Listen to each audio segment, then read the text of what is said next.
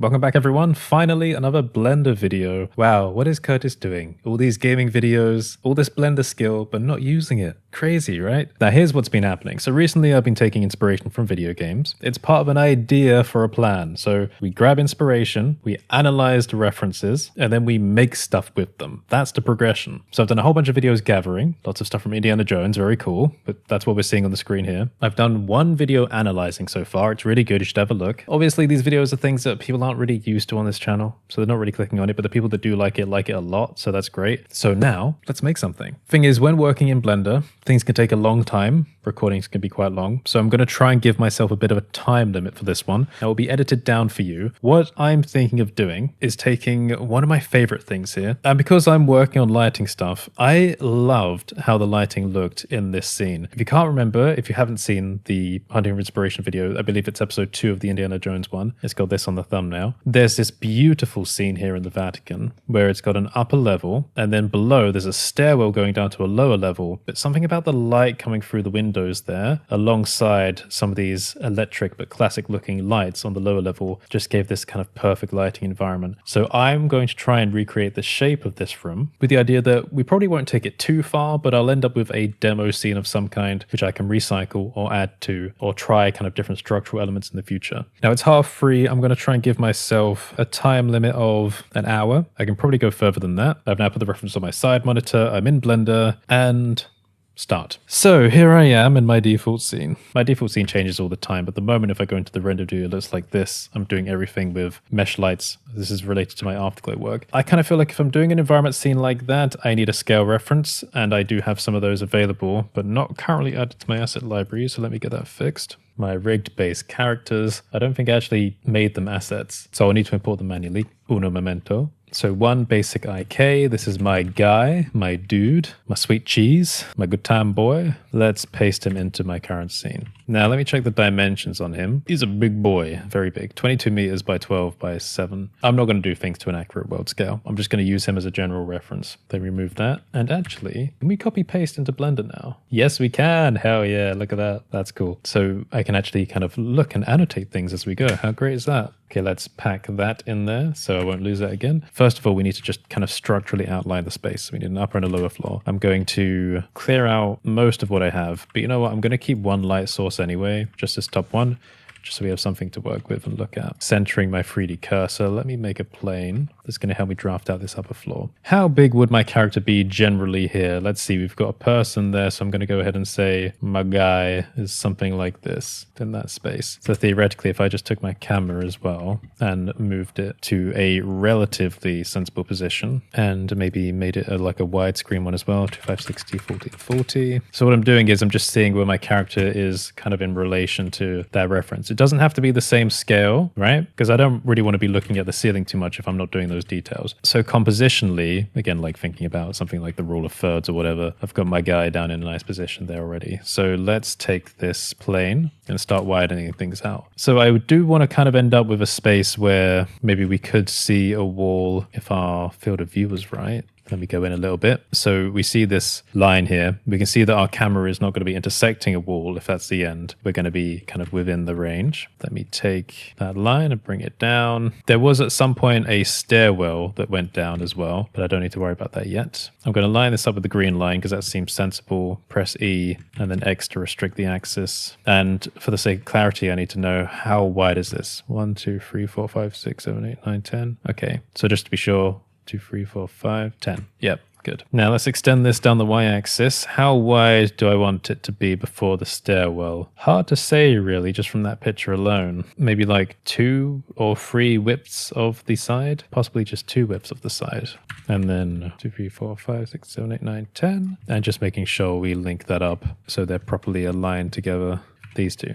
So we've got our general base. Let's grab our guy and just move him down a little bit. And we've got a light and a cube. I'm 7 minutes in so far. Let me grab this, scale that up. And this can basically be like a simulant for the outside perspective behind where the windows would be. So quickly, you know, doing light this early on, maybe not a great idea, but I'm just going to do it anyway. And we got like a strong emission value. From here, let's, we can dig down. Might as well go down a little bit. I'm actually going to take this part of the face, press Shift D, P, and then selection, separate that into a different object. let's move that down. But to what level? I don't know if I'll fully make the stairs since they're not really going to be in our camera view, but let me widen that so it's appropriate. And given the height of my character, that seems like quite a far way down to go. But then again, from the first person perspective, it does have to be quite far down. Okay, fine. Now for some wall pieces quickly. Great, that's one done. And to make this a little bit easier, let me just put the cursor there. Set origin to cursor. I'm sorry if I'm doing this a bit quickly. 180, but I am on a time limit at the moment.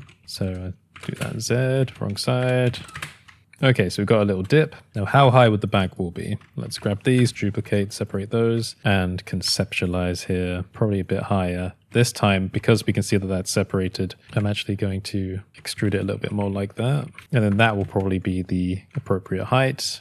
Okay, that's that side. Now again, the proportions don't have to be completely accurate, so if that's wider in the actual thing, that's fine. If my character's too big, that's fine as well. I might reduce the focal length a little bit, and let's get this on the other side, and we'll do a little bit more discussion very soon. Okay, cool. Oh, we're getting quite a nice silhouette there.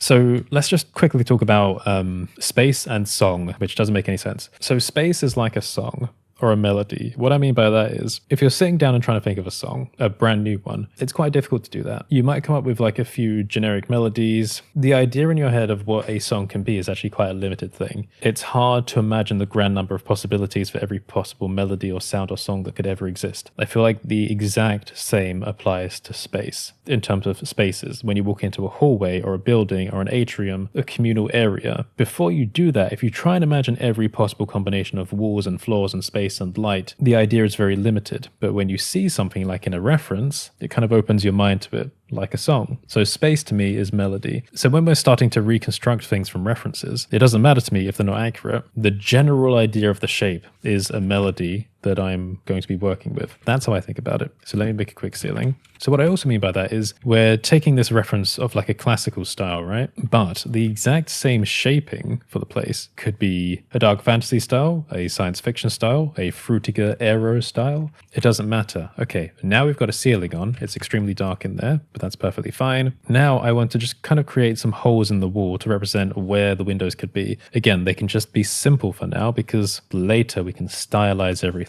For now, we just want to get a feeling of the space and the light, the melody. I have 46 minutes remaining. Let's say, now these aren't equally divided because I stretched that one out. So what I might do is I might dissolve this. So it's just one face. Control R for edge looping. And how many windows are there? Like 1, 2, 3. And then there's a gap where there's another corridor. If I think like 1, 2, 3, something like that. And then let's do an edge loop for the floor. There might be something that could be extruded outwards as well. So I'll do a high one like that in case we want to do any like details around the bottom. And I can always add that in as like a skirting. Same thing with the top actually. I don't know whether to give maybe more space for the top or no, maybe more space for the bottom makes a bit more sense. I'm not sure. Now I'm going to make a copy of this wall actually and hide it. So backup window wall, I'll call it. And the reason for that is because even though we're not doing stylization, I just want to try curving some of the corners before we turn them into light sources. So what I mean by that, if I do Control Shift and B, we can bevel like this. Now again, putting too many vertices in before we're actually done with proper modeling, if we were going to bring this out, bit of a dangerous thing to do, but I'm just curious. So if I select these faces now and then press delete and remove the faces, we've got a hole, which means we have space for light to come in. So now we have analogs for these windows, and I can just play with that strength as well. What that also means is that if I move my camera along here, notice that we've got these shadows. Well, they're not really shadows. It's the opposite of shadows where the light is, but the shadows in between. Now, in the actual reference, it's more complex because the windows actually have like bars to them. We could simulate that here and now if we wanted to, or something of an analog for that. So again, we're not doing the style. We don't really have the time for that, but we do have the time for the melody of the light and space. So let's go into object mode. I'll very quickly make a plane. Now we're not going to be staring at this on the camera because we're only going to be seeing the shadowing effect of it. So in effect, what we're essentially doing is making a custom gobo, which is something you can put over a layer to produce a shadow effect. If I press Control, that's how far it moves. That's fine. I'm going to do a few of these, and I could use an array modifier, but I'm going to do this manually just so I have more control over it, like so. And then if I rotate that on the Y, move that down, move that across one, grab the bottom, bring that all the way down, and then copy that over a couple of times. Then we're going to get our gobo-like grate. Now, if the light is too soft, it may be too difficult to see. What I might do is now join them all together and then maybe solidify them. So give me a minute just to choose all of them. Okay, let's press join, modifier, solidify. So we're just going to give them a bit more presence. Now the light isn't really giving us the shadows. It might be because they're just not thick enough to have an apparent effect, or the light here is just too soft. So if I change to a directional light, that might work. So one sec, it would be a sharper light any second now. There we go.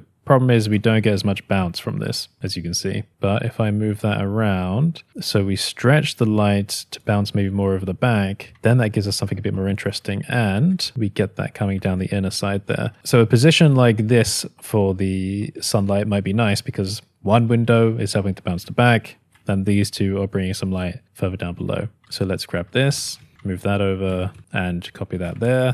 I wonder if I can also do something slightly more decorative for the top. Let's just check our scene for now. How long do I have? 40 minutes. Okay, now let's take exactly where our 3D cursor is. Going to make a mesh cylinder, rotate this sideways. Let's scale that in on the y-axis a bit, scale that down slightly. Actually, there's not enough geometry for my liking. Let's do that again, but this time we're going to change it to 64 vertices. Now do the same, scale it down, scale it in with the y. Grab the two faces. Do I have loop tools enabled? I'm not sure. Inset them, right-click, loop tools bridge, select. It's not perfectly in line with the rest of the bars. That's fine. We don't really care that much. Right click, shade auto smooth. Now I can try doing some kind of pattern. This, say if I go up like that. Actually, no, let me select a few more. If I leave a gap of 2 in between, yeah, we could do something like that. Okay. If I do a pattern like that, what does that look like on the shadow? Yeah, that's quite interesting. See what we're doing? It's kind of, again, analogous to classical window styles. Maybe a bit too thick compared to the other parts of the shadow. What I'm going to do is get a little bit creative, maybe only do it to there. Let's take that, duplicate and separate that ring. So we get a new object, scale it up a bit. Then take everything from above and around to there, delete that. Then, oh no, I need a bit more than that. Everything up to there, extrude inwards, slightly scale up maybe. Just so that's intersecting, so it's like an extra ring. Let's check the shadow on that. Yeah, a little bit blurred because it's a harsh angle. Let's thin that out a bit. And I am actually kind of getting a bit stylized now, but you know what? Sod it, it's my window. So I'm going to take these few pieces, copy that over to the other ones as well. Okay, good. So we got a light source, we got a generic shape, and we got some visual interest for that to bounce around. Nice. Let me just make this cube more sensible. I'll sit him down. Lighting really looks quite nice on this cube. Okay, next, let's start preparing what might be like the stairway. So I'm going to take this plane, separate that, 90-degree that. And I believe there was like some kind of platform midway to stand on. Again, this is extremely draft and not very accurate at all. So that will also mean I need to extend the length of these pieces. Okay, the room has been extended to include our ramp now. Let me find the sun and increase that. If I increase it a lot, then we get a lot of bounce light coming in, but we definitely don't want that much. Okay, now I'm just going to reduce the focal length a bit so we can look around a bit more. And the performance is slowing down a bit just because we're dealing with so much bounce lighting. Now keep in mind that the walls have absolutely no material on them whatsoever so far. Maybe we can change that. I'm just going to call it matte. I don't know exactly what we want to do, but we can decide to have it a higher roughness or a lower roughness. If I just tone it down so we know what we're dealing with, let me deselect the character. Okay, so that should be most of the wall pieces. So we now have surface control of it as well. So we got the intensity of the light separate from the surface. And I can, again, choose to make things more reflective. So if I want to play into that, I can. Let me see our character there. Now the marble actually originally is a little bit reflective. Maybe not too much though. So I'll keep that in mind. Let's now move our guy back from the edge. I pressed G and Shift Z to restrict it. So we're only moving on everything but the Z axis. And it's quite nice. We can see that I can move the guy in and out of the light there. Now I'm thinking maybe let's put something around the border here before doing any other kind of detailing. 31 minutes left. Now again, we don't want to go into too much detail with stylization, so I just want to start something here and then go along. Maybe put the 3D cursor there, maybe make a cube, bring that to the edge. What we're effectively doing, and maybe I should have used this term earlier, is just making a blockout. That's what we're doing, which is the core fundamental of pretty much all level design. Good things start with blockouts. So you can see how like gameplay will flow if it's a gameplay environment, or in this case, you can see how light will flow if it's a lighting environment. How many wide is that? Okay, so we've got like a kind of base going along there. Let's make that the same kind of material. just in case. Or then maybe it should be something slightly more rough. So I'm going to make a material called matte rougher and increase that. Just maybe make it a bit brighter as well. Then let me grab onto this corner. Put the cursor onto it. Cylinders or cubes? Cylinders will give us more space to kind of project light around, so let's go for that. I'm not keen on wasting time being precise with the placement of these. S, Shift, Z, let's scale that down a little bit. How high? Like up to kind of chest height maybe? That might look a little bit weird on our guy, because that might actually be quite tall. Assign the material to it. Let me actually grab our thing and move that upwards as well, because that will help us to visualize the upper barrier part of it. Maybe that's slightly high, maybe too wide as well. Regardless, let's give this an array modifier. This time I will use one. From the angle of the camera, it doesn't matter if like the ending points of our pillars aren't too precise. Do we want to see more of a gap between them? Well, we can't really see a gap between them on these ones necessarily, unless up close. Okay, well, we'll run with it for now, and I'll do some improvements. Let's reduce that count amount. Okay, so that could be the next section. Let's reduce that count, and then do the next section. RZ90. Definitely seems like there should be more when looking at it from the back there. But anyway, if we rotate the sunlight now, see we can highlight different areas of the room. Maybe get the window stretching over the back there like that. That's pretty cool. Actually, maybe I prefer it stretching over the back a little bit because it gives us a bit of that gobo profile. And now I am curious again to see what it's like if the material is synchronized. Okay, not bad. See, it's becoming a nice starting point for a lighting scene. If we did stylize everything, the banisters, the columns, etc., that could look quite pretty, especially from different angles. 25 minutes, okay, so maybe I kind of just want to add a little bit of bevel to this, just because it does affect the lighting. Actually, I could probably do that with the bevel modifier. Put you up to 6, shade you smooth, same with you as well. Copy modifiers, maybe that's a little bit too smooth. Okay, but now we've got all different kinds of like extrusion details when kind of going down surfaces. So let's say we try and stop this from being so cubic. Let me actually extend that a bit. Nice. Let's do a very quick skirt along the top. Grab your Shift S cursor down. Let's go cube here. Again, we can add a tiny bit of detail, but not too much within our time frame. So what am I going to do? Let me just make a few of these. Just made a few faces. I don't know exactly what I want to do with it, but I guess that's probably good enough for now. Let's line you up properly. Oh, when I zoom out, that's way too small. Okay, let's go from the 3D cursor and scale out like that. Yep, go back to median point and then drag the skirting out. I mean, I don't know if it's called a skirting if it's on the ceiling, but it doesn't matter. You get the point. Make sure it's set to the right kind of material. Check that's in there. Yep, let's move that around to the other side as well. Doesn't matter if they overlap while we're in a rush. And drag that out. And I'll do the same thing on the other side, even if we don't see it from the camera. It is slightly getting in the way of the window now. So I might just fix that by doing something a bit crazy and raising the roof a tiny bit. Okay, so now we've got a tiny bit of skirting going along the top, although the inner depression doesn't look like it's that far out from the base of the wall anyway. So, oh god, I've really given myself no time. Let's go down here and start doing a little bit of a skirting on the inner side. Perhaps important to know as well that I'm not using any extra assets other than that character rig of mine, which isn't really playing in importantly to this. So again, I'm going to Speedy Gonzalez this skirting along here. Don't even know if I'll be able to start like drafting out an alcove or not. Okay, so that's a second layer of skirting kind of along there. We can't really see it too much in the light, but it is there. And I can actually amplify these. If I say ambient occlusion, ramp, mix, color, etc. Make that the first one. Color, let's do darken. Okay, so you see here how I've now forced there to be a shadow in the corners there, and I can increase or decrease that. So if I kind of half the ramp there and then factor down a bit, we're forcing us to be able to see extra shadow, which should also slightly help to highlight the skirts. Okay, the way I've been sitting on the chair is just giving me a little bit of a vestibular problem. It's something I have to deal with. I might have been staring at the screen for too long. And I'm just moving the light around now just to see how things react. Okay, interesting. So I've got the camera. I'm going to make another version of the camera, move it around, try a different angle with a different focal view. Now, we haven't done any work on the lower floor, which is kind of annoying because that's actually what I wanted to get onto. But we've got 15 minutes left. So what I'll say is we'll just focus on the upper. Let's thin these out a bit by lowering that, maybe raising. What if we can do something with the columns? What does it look like if we bevel those out a little bit? It seems a bit weird having it so smooth though. Might just have to deal with it. Okay, at this point I'm just kind of adjusting it to be how I think it might feel a bit better, because it just kind of helps to balance out the thickness of the banister and the size of the columns. And what this does is, again, even if it's not stylized or detailed, if I come back to it in the future, I can look at it and go, okay, I was quite comfortable with that distribution of things. Ugh.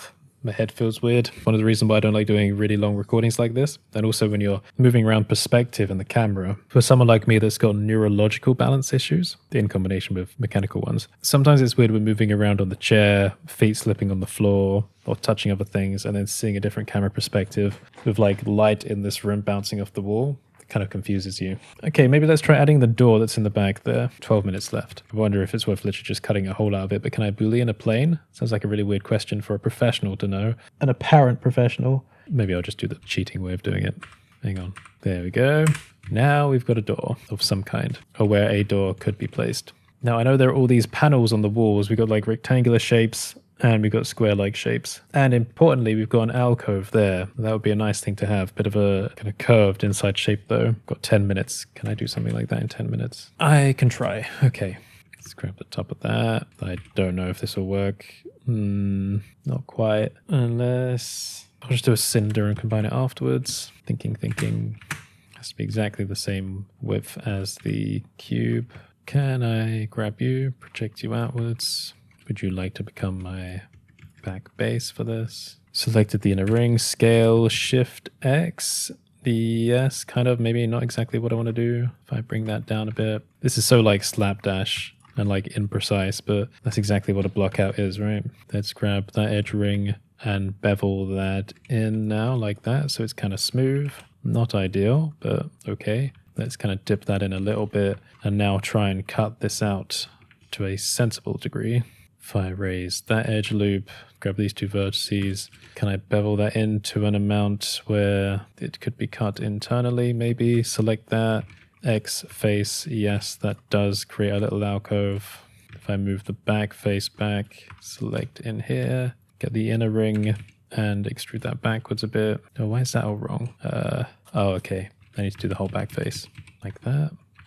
Okay, so technically I've made some kind of start of an alcove there at the back. It's not the right kind of size, but there is one there. So in theory, if I wanted to do more things like this, what would be good is doing them modularly. That's how I would do it. So I would take them in segments like this. So you'd be able to pick and choose where you wanted the alcove to be. So you could have them like every other one if you wanted, have a large doorway elsewhere. So if I come to doing like classical structural pieces a bit like that, then that would be a good way to do it. But to be honest, just a little alcove does make quite a big difference. It helps to like center a focus point. 4 minutes remaining. Jesus. Okay. Can I make this more prominent maybe just to increase that effect? And yeah, that's a bit more blended into the wall there now. So I know that's where a door will go. It does kind of feel a bit weird and non-enclosed having it be a black space. So maybe for now, I will just select those vertices and temporarily seal that up. Alternatively, I will grab these ones, smooth it around a little bit, inset it very briefly or very slightly, and then do a slight bevel on that. So we have an indent there of where a door would go.